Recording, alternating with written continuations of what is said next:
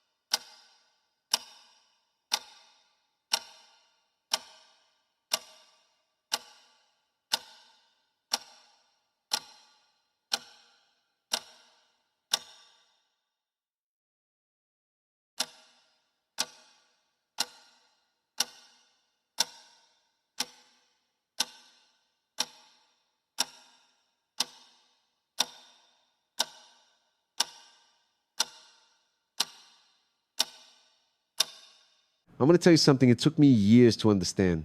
And maybe by the end of this conversation, it'll make as much sense to you as it finally made to me. For a long time in my life, I did everything right. I woke up early, I worked hard, I kept my word, I paid my bills, carried my responsibilities, did what's expected of someone who's trying to make it. On the outside, it looked like everything was in place. But on the inside, there was an emptiness I just couldn't explain. I was tired all the time. Not the kind of tired a good night's sleep fixes. It was something deeper, a tiredness of the soul. I was always chasing something, telling myself that once I reached the next goal, I'd finally feel at peace. But I'd get there, and the peace never came. What came was only the next goal. And the next. And the next.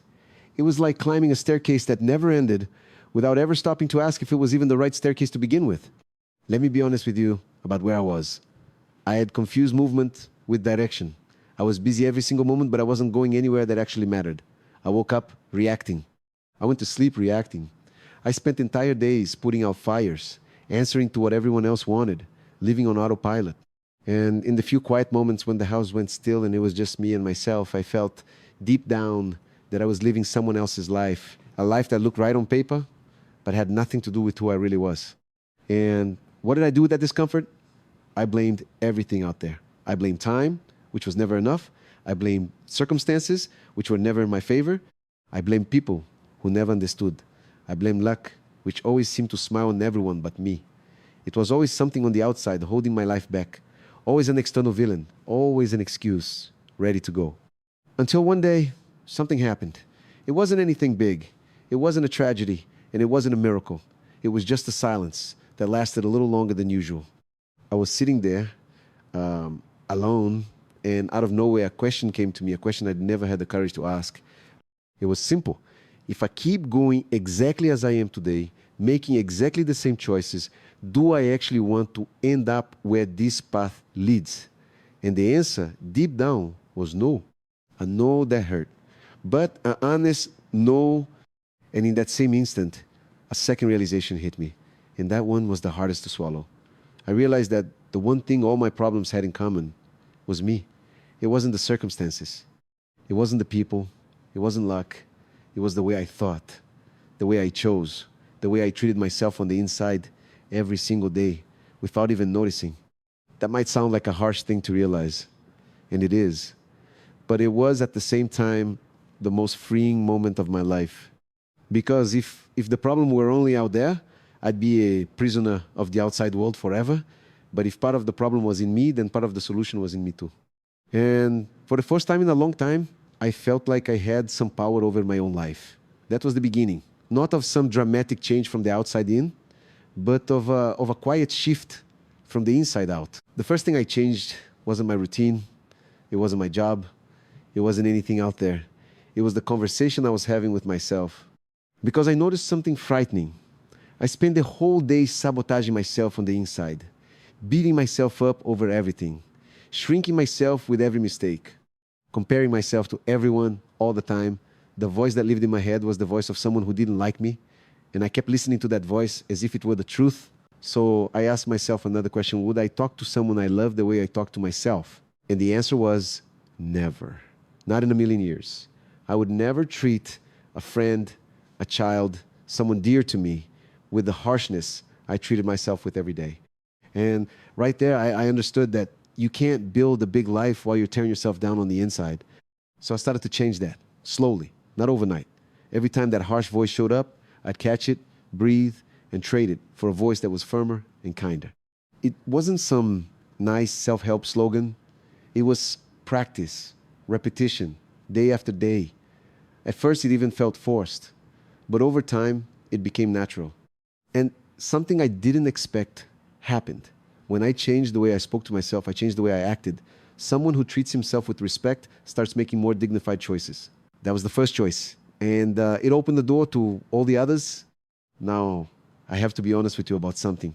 Because I hate when these stories get told like they were perfect.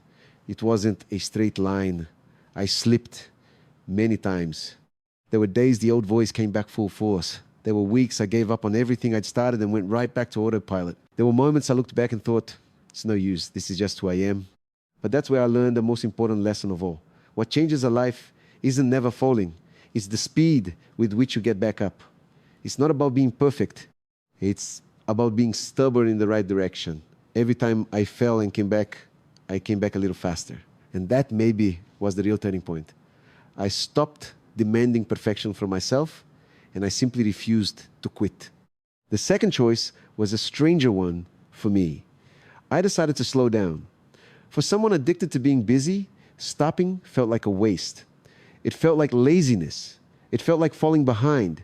But I started setting aside a few minutes of my day just to be in silence. No phone, no noise, producing nothing. Just me, my breathing, and the attempt to reconnect with myself. At first, it was uncomfortable. Very. My mind screamed. My thoughts tripped over each other. That anxiety came up, the kind you feel when you think you should be doing something else. But I kept at it.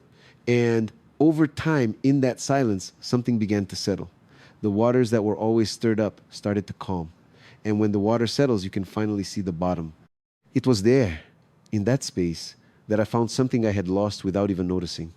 A sense of connection with something greater than me, with a purpose I could feel pulsing behind my choices, with the wisest part of myself, the part that always knew the right way, but lived drowned out by the noise of daily life. That's when my spirituality stopped being a distant word and became something real, concrete, lived day by day. Not as a religion I followed out of obligation, but as a presence I had finally stopped to listen to. And in that reconnection, two things began to grow inside me, slowly, like roots. The first was gratitude. I used to keep my eyes glued to what was missing, always on the next achievement, on what I didn't have yet, on what others had and I didn't. So I started a simple practice. Every day I'd pause for a moment and really look at what I already had. The health, to be able to breathe, the people who were there, a roof, bread, one more day. It sounds small, but when you start to see what already exists, your whole world changes color. And here's the curious part. It wasn't my life that changed first. It was the way I was looking at it. Life came after. The second thing that grew was faith. And I'm not talking about a passive faith that waits with its arms crossed for the sky to fix everything. I'm talking about a faith that acts. The confidence to do my part with everything I have, the best I can, and to hand over in peace what doesn't depend on me, because I used to try to control every detail, every outcome, every reaction from other people. And it was eating me alive. The day I learned to let go of what I can't control and to focus my energy on what I can, it was like taking a backpack full of stones off my shoulders. And strangely enough, it was exactly when I let go of control that things began to flow. From that point on, my life became a sequence of small, repeated choices. And I want to tell you what they were, because they're available to you too right now. I chose to protect my energy. I stopped spending my time and attention on what drained me, on arguments that led nowhere, on news that only dragged me down, on demands that weren't even mine to carry. Your energy is your most valuable asset, and almost no one teaches you to protect it. I chose my company carefully. I noticed a hard truth. We become the average of the people we spend our time with. So I started getting closer to those who lifted me up, who pulled me forward, who talked about dreams instead of just complaining. And I stepped away without guilt, without a fight, quietly from what was making me sick on the inside. It wasn't easy, but it was necessary. I chose to honor the word I gave to myself. I was always careful with the promises I made to others, but the ones I made to myself, those I broke without the slightest guilt. So I flipped it. The promises I make to myself now matter just as much as the ones I make to anyone else. And do you know what happens when you start keeping the promises you make to yourself?